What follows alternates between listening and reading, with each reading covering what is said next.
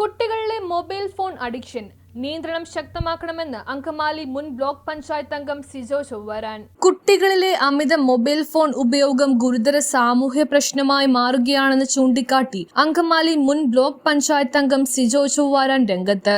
Mobile phone മാറ്റിവച്ചതിനെ തുടർന്ന് 10 വയസ്സുകാരൻ ആത്മഹത്യ ചെയ്ത സംഭവം കേരള സമൂഹത്തെ ഉണർത്തുന്നതാണെന്ന് അദ്ദേഹം പറഞ്ഞു. കോവിഡ് കാലത്ത് പഠന ആവശ്യങ്ങൾക്ക് പ്രോത്സാഹിപ്പിച്ച മൊബൈൽ ഉപയോഗം ഇന്ന് കുട്ടികളിൽ ഫോൺ അഡിക്ഷനിലേക്കും പഠന വൈകല്യങ്ങളിലേക്കും വഴിമാറിയതായി അദ്ദേഹം ചൂണ്ടിക്കാട്ടി. അപകടകരമായ ഓൺലൈൻ ഗെയിമുകളും സോഷ്യൽ മീഡിയ സ്വാധീനവും കുട്ടികളിൽ ആത്മഹത്യാ പ്രവണത വർദ്ധിപ്പിക്കുന്നുവെന്നും അദ്ദേഹം പറഞ്ഞു. ദയനീയമായ ഒരു ന്യൂസ് രാവിലെ ശ്രദ്ധയിൽപ്പെട്ടു.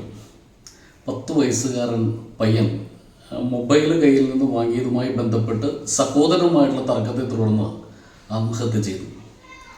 ഇതൊരു സാധാരണ ന്യൂസല്ല.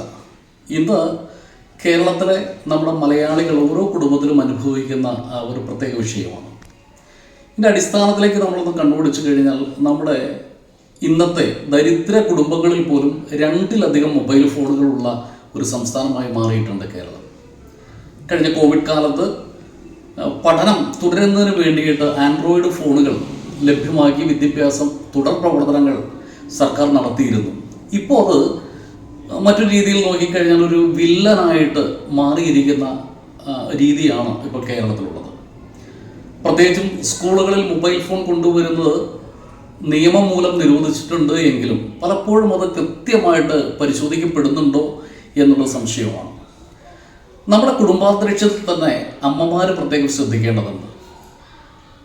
ബ്ലോക്ക് ജനപ്രതിനിധിയായും പഞ്ചായത്ത് ജനപ്രതിനിധിയായും പല സ്കൂളുകൾ PTA കമ്മിറ്റികളിൽ പ്രവർത്തിച്ചും സമൂഹത്തിൽ ഇറങ്ങി കഴിഞ്ഞപ്പോൾ എനിക്ക് കിട്ടിയിട്ടുള്ള ഒരു ബോധ്യം, നമ്മുടെ വീട്ടകങ്ങളിൽ കുട്ടികൾ കരയുമ്പോൾ ശാഠ്യം പിടിക്കുമ്പോൾ അവരെ അടക്കിയിരിക്കാൻ ഇരുത്താൻ വേണ്ടി അവരുടെ കുറുമ്പ് പൊതുസമൂഹം കാണേണ്ടതില്ല എന്ന് മറച്ചു വയ്ക്കുന്നതിന് വേണ്ടിയിട്ട് അമ്മമാരൊക്കെ അവർക്ക് കളിക്കാനായിട്ട് ഒരു മൊബൈൽ ഫോൺ കൊടുക്കും.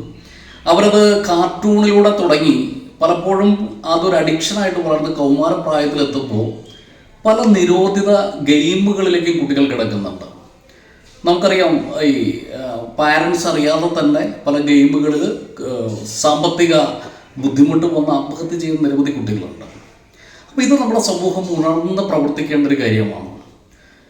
ഈ കുട്ടികളുടെ ഒരു കൗമാര യൗവന കാലഘട്ടത്തിലുള്ള കുട്ടികളെന്ന് ഒരു കൊള്ളാവുന്ന 100cc ബൈക്കും 100cc ബൈക്കും ഒരു ആൻഡ്രോയിഡ് ഫോണും അതാണ് ജീവിതം എന്ന് കരുതിയിരിക്കുന്ന ഒരു കാലഘട്ടത്തിലാണ് നാം ഇന്ന് കടന്നു പോകുന്നത്.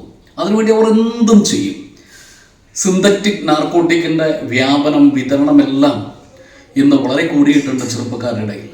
ഇത് നമ്മുടെ സമൂഹം ഇതിനെതിരെ കണ്ണടച്ചിട്ട് കാര്യമില്ല. രാഷ്ട്രീയത്തിന് അതീതമായിട്ട് സാമുദായിക ചിന്തകൾക്ക് അതീതമായിട്ട് നമ്മുടെ സമൂഹം ഉണരേണ്ടതുണ്ട്. ബാലാവകാശ കമ്മീഷൻ ഇത്തരം കാര്യങ്ങളിൽ ശക്തമായിട്ട് പ്രതികരിക്കണം.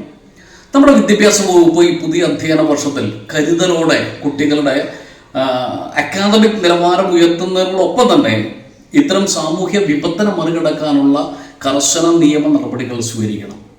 നമുക്കറിയാമല്ലോ, ലോകത്തിലാകമാനം സ്കാൻഡിനേവിയൻ രാജ്യങ്ങളാണ് ഹാപ്പിനെസ് ഇൻഡെക്സിൽ ഏറ്റവും മുന്നിലുള്ളത്. നോർവേ, സ്വീഡൻ പോലെയുള്ള രാജ്യങ്ങൾ, അതോടൊപ്പം തന്നെ ഹോളണ്ട്, ഓസ്ട്രേലിയ പോലെയുള്ള രാജ്യങ്ങളൊക്കെ കുട്ടികളുടെ ഈ മൊബൈൽ ഫോൺ ഉപയോഗം നിയമം മൂലം നിയന്ത്രിച്ചിട്ടുണ്ട്.